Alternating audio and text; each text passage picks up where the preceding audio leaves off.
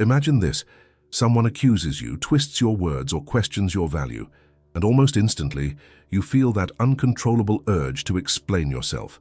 Your heart starts racing, your mind scrambles to organize arguments, and you begin to justify, clarify, prove, as if your peace depended on that person's approval.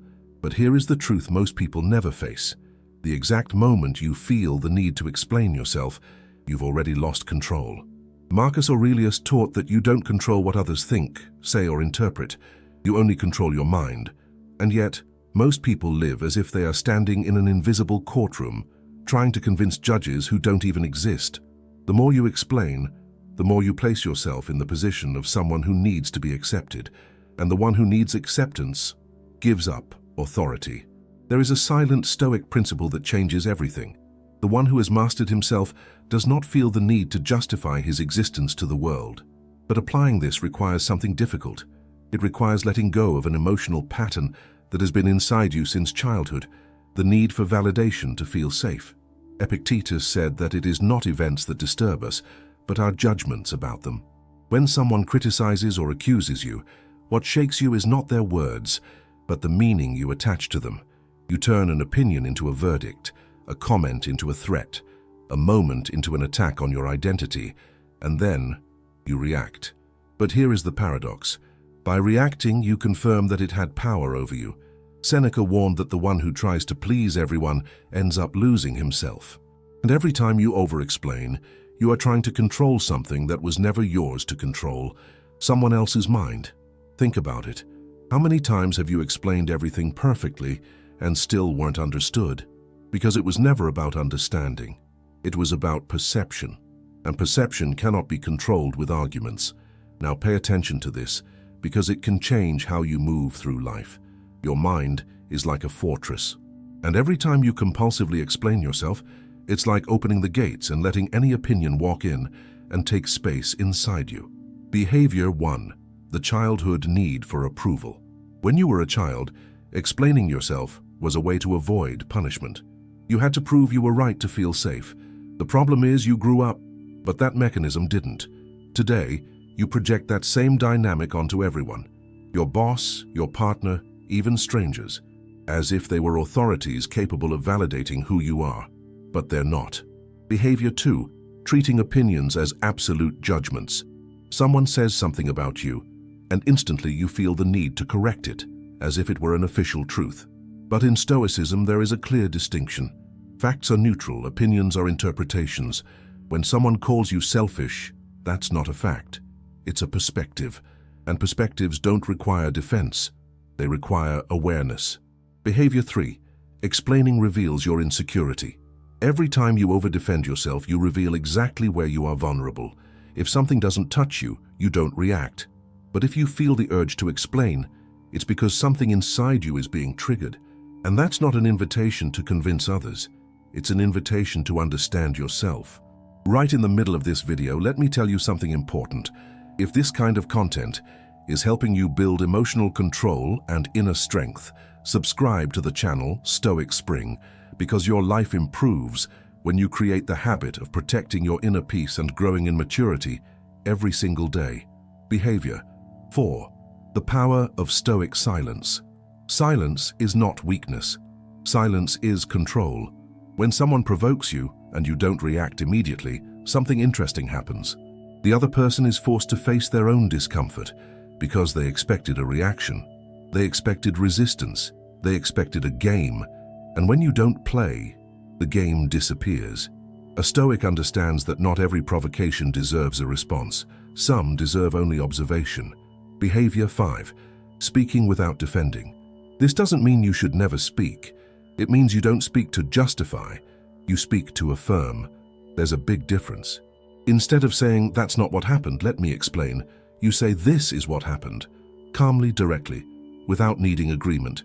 You don't negotiate your reality. Behavior 6. Accepting without absorbing. If there is truth in a criticism, accept it, without drama, without resistance.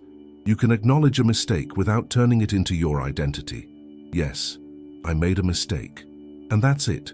No long explanation, no emotional defense, no need to soften it. That shows a level of strength that most people don't have, the ability to be honest without feeling diminished. Behavior 7. The 7-day challenge. Now here is your challenge. For the next 7 days, you will practice something simple but deeply uncomfortable. Do not explain yourself. If you are late, say I'm late. If you make a mistake, say I made a mistake. If someone misunderstands you, let them.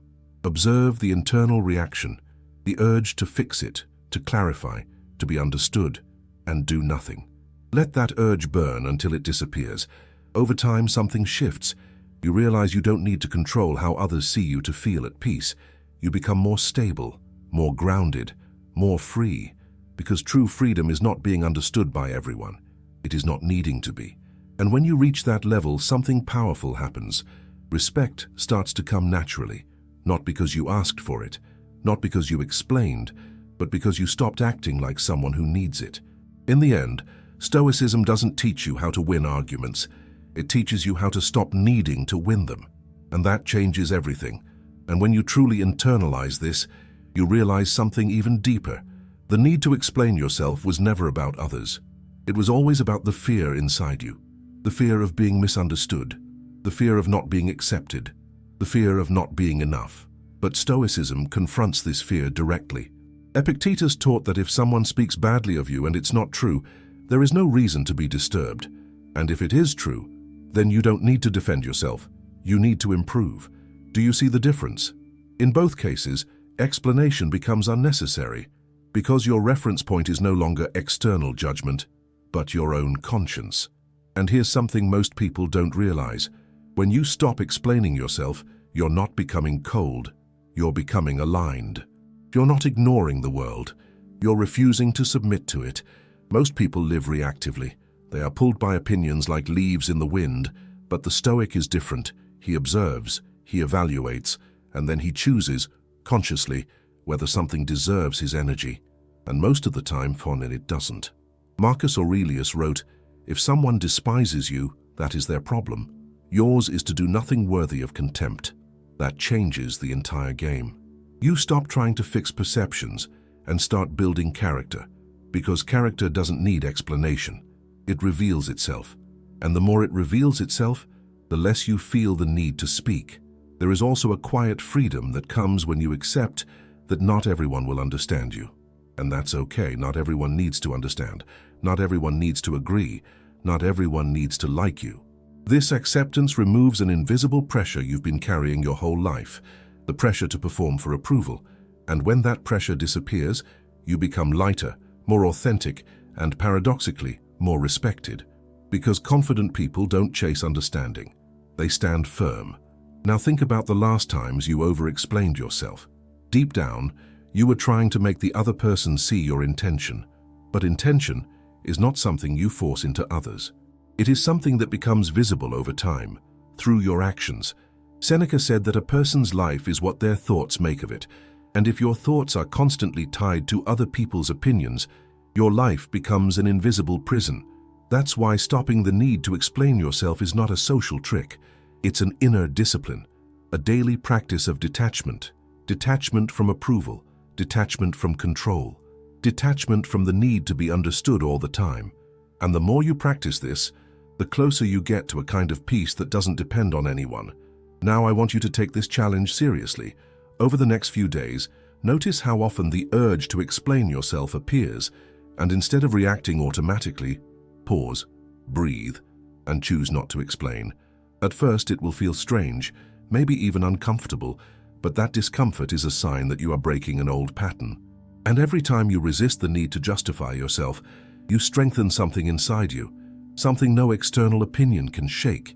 You begin to build a quiet presence, a presence that doesn't need to prove anything, a presence that doesn't bend under social pressure, a presence that communicates without words, something people feel but can't explain, inner strength. And that is what makes someone truly respected, not how much they speak, but how little they need to. If this mindset resonates with you, subscribe now to Stoic Spring, because your life improves when you build the habit of protecting your inner peace and growing in maturity every day.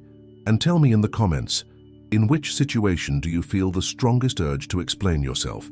because that is exactly where your transformation begins.